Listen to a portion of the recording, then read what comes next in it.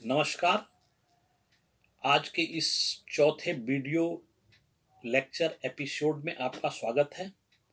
आज का जो हमारा प्रपोज टॉपिक है, advisory jurisdiction of supreme court under article 143 constitution of India. इस टॉपिक का डिस्कशन शुरू करें। सबसे पहले इसकी हम लेजिस्लेटिव हिस्ट्री बताएं कि यह गवर्नमेंट ऑफ इंडिया एक्ट 1935 में इसके इस तरह के प्रोविजन थे।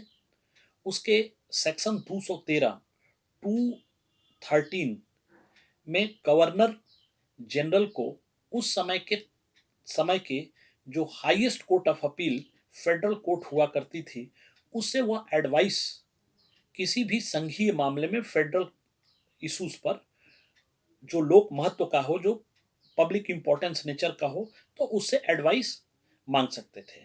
जब हमारा संविधान बन रहा था, हमारे संविधान की ड्राफ्टिंग हो रही थी, तो हमारे संविधान निर्माताओं ने भी इस तरह के प्रोविजन जो हैं वह कॉन्स्टिट्यूशन में रखा। और कॉन्स्टिट्यूशन के आर्टिकल 143 में यह प्रोविजन किया गया कि जब भी राष्ट्रपति को किसी लॉ, फैक्ट से संबंधित, जो सार्वजनिक महत्व का है, से संबंधित किसी विषय पर, जो विषय या तो उत्पन्न हो चुका है, एग्जिस्ट कर रहा है, या जिसके फ्यूचर में एग्जिस्ट होने की संभावना है, तो वह सुप्रीम कोर्ट से एडवाइस जो है वह डिमांड कर सकते हैं, वो मांग सकते हैं। प्रेसिडेंट को यह पावर दिया गया। अब जब वह प्रेसिडेंट के द्वारा इस तरह के एडवाइस की डिमांड की जाएगी, तो सुप्रीम कोर्ट उस एडवाइस को किस तरह से, उसकी क्या प्रक्रिया होगी, इसके बारे में हमारे कॉन्स्टिट्यूशन के आर्टिकल 143 में लिखा हुआ है कि सुप्रीम कोर्ट जो है उसको लगेगा कि अगर इस पर सुनवाई करके राय देने की आवश्यकता है, तो वह फिर सुनवाई करके उस संदर्भ में राय देगी।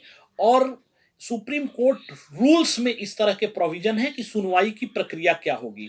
यानी कि सब्सटेंसिव लॉ जो है, इस विषय पर जो सब्सटेंसिव प्रोविजन है वह कॉन्स्टिट्यूशन ऑफ इंडिया में है, और इसका जो प्रोसीजरल एस्पेक्ट है वो जो है वो सुप्रीम कोर्ट रूल्स में है।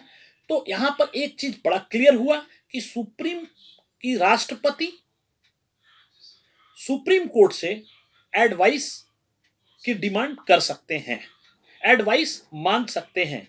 यह एडवाइस लॉ के भी प्रश्न पर हो सकता है, फैक्ट के भी प्रश्न पर हो सकता है, ऐसे प्रश्न पर हो सकता है जो एग्जिस्ट कर रहा है, ऐसे प्रश्न पर भी हो जा सकता है जो कि फ्यूचर में एग्जिस्ट होने की संभावना है, जिसका अप्रीहेंशन है। अब प्रश्न उठता है कि भारत में अब तक लगभग 12-13 बार ये एडवाइस की डिमांड की गई है राष्ट्रपति के द्वारा, और सुप्रीम कोर्ट के द्वारा एडवाइस दी भी गई है। लेकिन यहां यह एक चीज ध्यान रखने योग्य बात है कि सुप्रीम कोर्ट राय देने के लिए बाध्य नहीं है।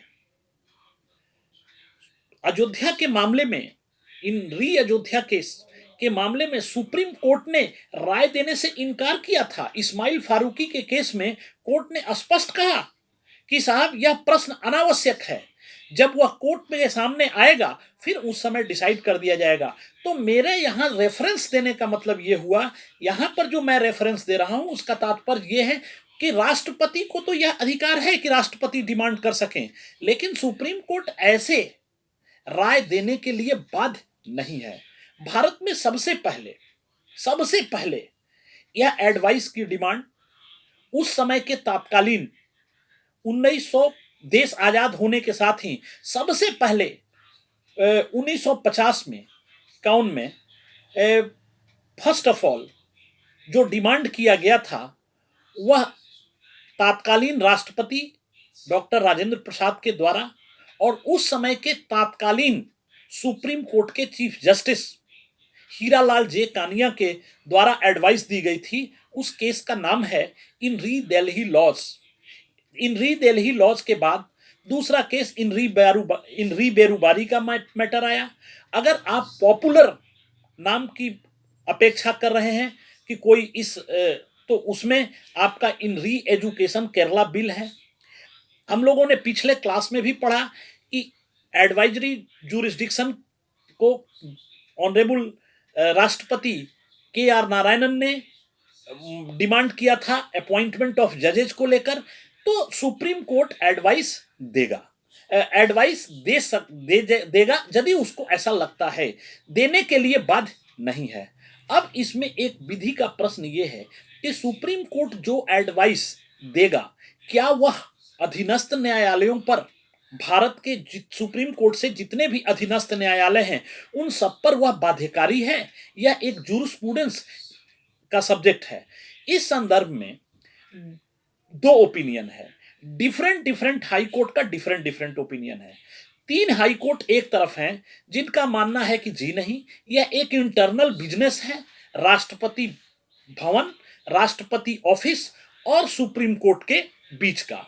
यह एक इंटरनल बिजनेस है जिसमें एक एडवाइस की डिमांड की जाती है और सुप्रीम कोर्ट के द्वारा एडवाइस दी जाती है, इसीलिए इसको प्रेसिडेंट, इसको ऑथोरिटेटिव प्रेसिडेंट के रूप में इसको नहीं मानना चाहिए।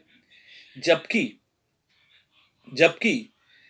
3-4 हाई कोर्ट का यह ओपिनियन है कि चूंकि यह अपेक्स हाई कोर्ट का ओपिनियन है, यह देश के शीर्षस्थ न्यायालय का ओपिनियन है, तो इसको अधीनस्थ न्यायालयों को मानना चाहिए। यानी जैसा कि आप जानते हैं, हमारे यहां कॉन्स्टिट्यूशन के आर्टिकल 141 में लिखा गया है कि सुप्रीम कोर्ट के द्वारा दिया गया, सुप्रीम कोर्ट के द्वारा घोषित विधि, सुप्रीम कोर्ट के द्वारा दिया गया निर्णय सभी न्यायालयों पर बाध्यकारी होंगे।